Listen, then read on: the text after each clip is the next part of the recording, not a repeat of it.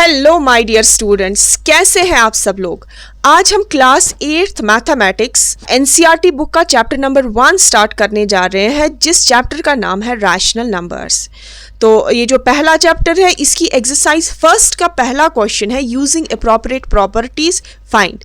हमें यहाँ पर ये दो पार्ट्स जो है वो सॉल्व करने हैं और हमें फाइंड करना है इसका आंसर। पहला पार्ट है -2/3 इंटू 3/5। तो ये दो रैशनल नंबर्स जो है, इन दोनों के बीच में मल्टीप्लाई की साइन है, तो ये एक ही टर्म कंसिडर की जाएगी। और यहाँ पर भी आप देख सकते हैं ये एक ही टर्म है, तो इस पार्ट में टोटल 3 टर्म्स हैं। रैशनल नंबर्स क्या होते हैं? रैशनल नंबर्स वो वाले नंबर्स होते हैं जो हम P/Q फॉर्म में लिख सकते हैं, या हम कहें रेशो में लिख सकते हैं, मगर उनका Q मतलब डिनोमिनेटर जो है वो 0 के बराबर नहीं होना चाहिए, क्योंकि हम 0 से डिवाइड नहीं कर सकते हैं। तो स्टूडेंट्स, हम पहले क्या करेंगे, यहाँ पर हम इन 3 टर्म्स को रीअरेंज कर सकते हैं। तो हम क्या करेंगे, पहले हम लिखेंगे 3/5। ये एक टर्म है, ये दूसरी टर्म है और ये तीसरी टर्म है। इन दोनों ही टर्म्स में आप देख सकते हैं सेम रेशो है, यहाँ पर भी 3/5 है और यहाँ पर भी 3/5 है।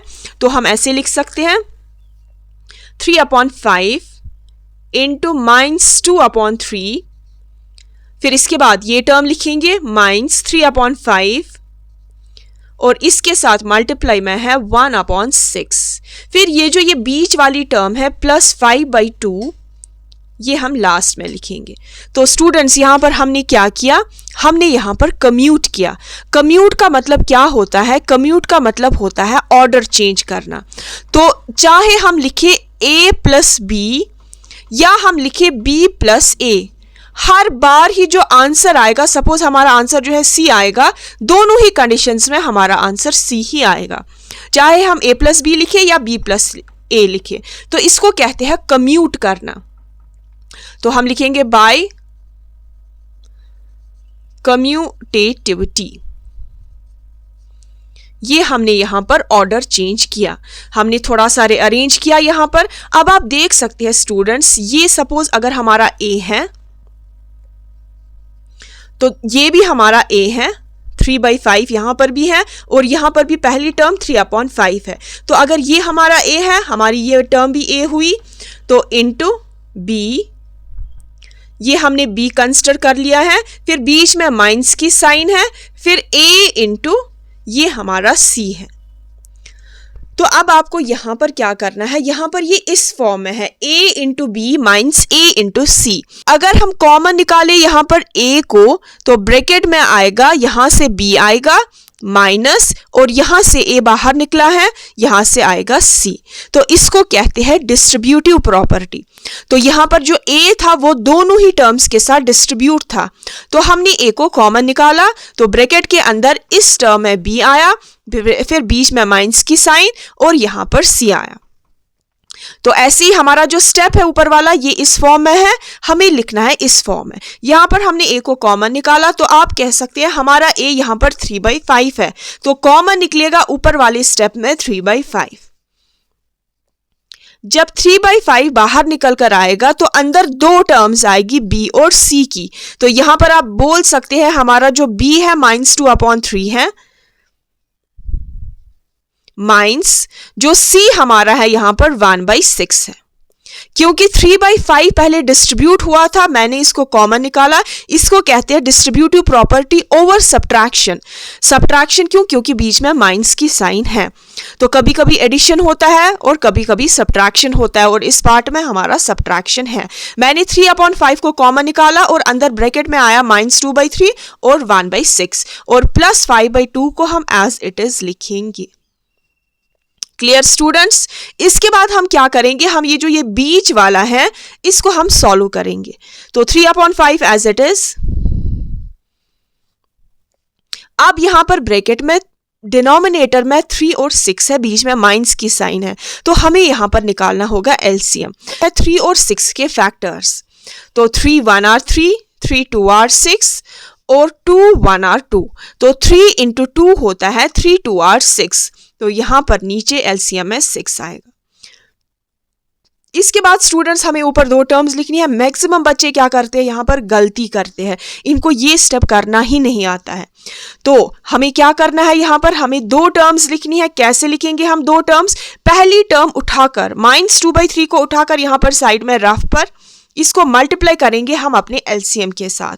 तो इसके बाद 3 1 are 3, 3 2 are 6 और यहाँ पर 2 2 are 4 मगर -4, तो ये -4 हम यहाँ पर लिखेंगे, फिर बीच में माइनस की साइन है। इसके बाद ऐसे ही 1/6 को मल्टीप्लाई करना है अपने एलसीएम के साथ। तो यहाँ पर 6 would get cancel with this 6 और आपका जो आंसर यहाँ पर 1 आएगा। तो ये 1 आप इधर लिख लेंगे। आपको याद रखना है जब आपका डिनोमिनेटर और एलसीएम सेम होता है तो ऊपर का डिजिट सेम ही आता है। तो यहाँ पर ऊपर का डिजिट न्यूमरेटर में 1 था तो ये एज इट इज नीचे आया। तो ब्रैकेट क्लोज कर देंगे हम, +5/2 as it is. Right students, इसके बाद स्टूडेंट्स 3/5 एज इट इज। यहां पर माइनस माइनस होता है प्लस, आपको प्लस करना है मगर साइन आएगी माइनस की ही। 4 और 1 होता है 5 प्लस करके डिवाइडेड बाय 6, यहां पर +5/2 एज इट इज। इसके बाद ये दो टर्म्स है ये मल्टीप्लाई में है। मल्टीप्लाई मतलब ये ब्रैकेट है ये हमें बोलता है दोनों ही रैशनल नंबर्स मल्टीप्लाई में है। तो अब जब दो रैशनल नंबर्स आमने सामने मल्टीप्लाई में होते हैं तो हम कैंसलेशन कर सकते हैं। तो यहाँ पर 5 के साथ कैंसिल होगा और 3 और 6 की हो जाएगी कैंसलेशन। 3 1 are 3, 3 2 are 6, तो यहाँ पर 6 के बदले 2 है। तो नेक्स्ट स्टेप हमारा क्या होगा, तो स्टूडेंट्स यहाँ पर हमने प्रॉपर्टी यूज की तो हम लिखेंगे यहां पर बाय डिस्ट्रीब्यूटिविटी। इस वाले स्टेप में अब यहां पर 3 कैंसिल हुआ 6 के साथ तो यहां पर 1 आया, 1 मल्टीप्लाई हुआ -1 के साथ तो यहां पर जब 5 और 5 कैंसिल हुआ तो 1 आया। तो ऊपर न्यूमरेटर में हमारा आएगा -1 डिवाइडेड बाय डिनोमिनेटर में आएगा 2 +5/2 एज इट इज। अब यहां पर भी दो रैशनल नंबर्स के बीच में एडिशन की साइन है तो यहां पर भी एलसीएम होगा। तो एलसीएम में डिनोमिनेटर में 2 ही आएगा क्योंकि दोनों जगह 2 है तो 2 आएगा नीचे। अब आपको क्या करना है, -1/2 को मल्टीप्लाई करना है एलसीएम के साथ। तो 2 और 2 कैंसिल हुआ, हमारा यहां पर ऊपर का डिजिट आया -1 ही। फिर बीच में प्लस की साइन है। 5/2 को साइड में लेकर मल्टीप्लाई करना है आपको एलसीएम के साथ। तो 2 और 2 कैंसिल, वापस हमारा आंसर आया यहाँ पर 5 ही, डिजिट आया हमारा 5 ही। मैंने पहले भी कहा था जब आपका एलसीएम और डिनोमिनेटर सेम होता है तो ऊपर वाले डिजिट्स वापस आते हैं। तो -1 ऊपर और +5 ऊपर एज इट इज आया। अब यहाँ पर नेक्स्ट स्टेप में प्लस माइनस होता है माइनस, तो दैट मीन्स हमें करना है यहाँ पर माइनस मगर साइन होगी बड़े की। बड़ा यहाँ पर 5 है तो साइन प्लस की करना है माइनस। तो 5 में से 1 काटो तो 4 डिवाइडेड बाय 2, कैंसलेशन हो जाएगी। 2 1 are 2, 2 2 are 4, तो आपका आंसर आया 2। तो ये था आपका फर्स्ट पार्ट क्वेश्चन नंबर 1 का। Now moving on to the second part. ये आपका part second question number first का।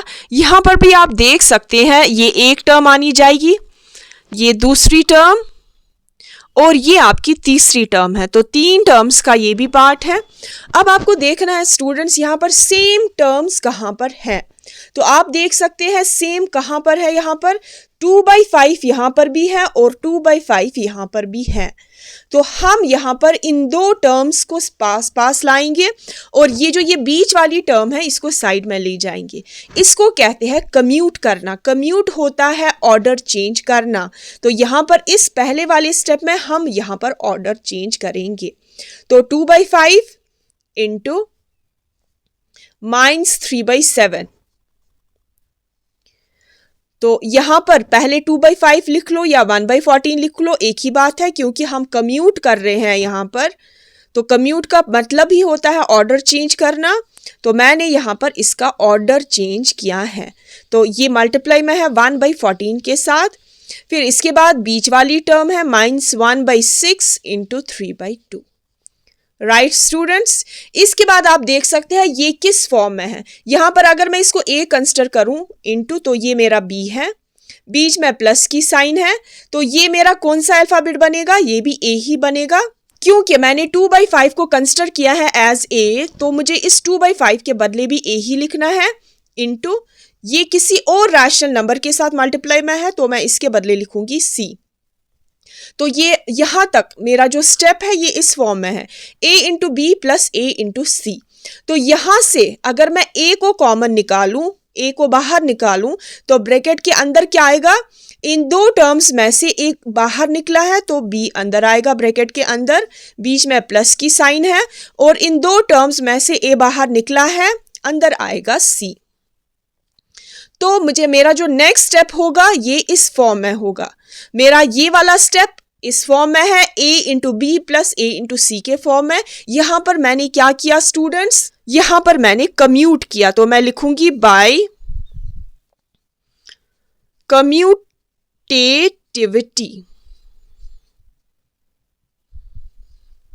इसके बाद स्टूडेंट्स नेक्स्ट स्टेप में मुझे कौन सी प्रॉपर्टी यूज करनी है, डिस्ट्रीब्यूटिव प्रॉपर्टी। तो डिस्ट्रीब्यूटिव प्रॉपर्टी क्या होती है, यहां पर a जो है दोनों ही टर्म्स में डिस्ट्रीब्यूट हुआ था, मैंने a को साइड में रखकर अंदर दो टर्म्स लिखी है, और इसको कहते हैं डिस्ट्रीब्यूटिव प्रॉपर्टी ओवर एडिशन, क्योंकि बीच में लाइन है।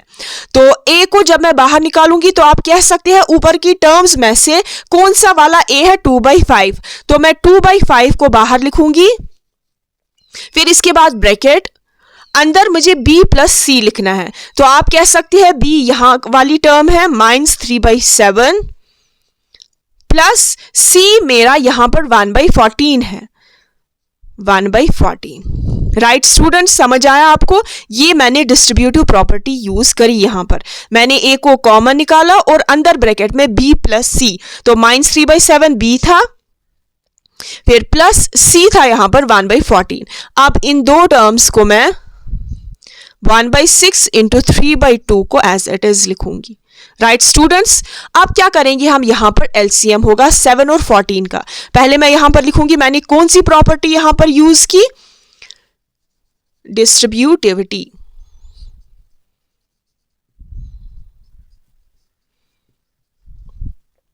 यहां पर इसके बाद 2/5 as it is next step में, और यहां पर 7 और 14 का एलसीएम।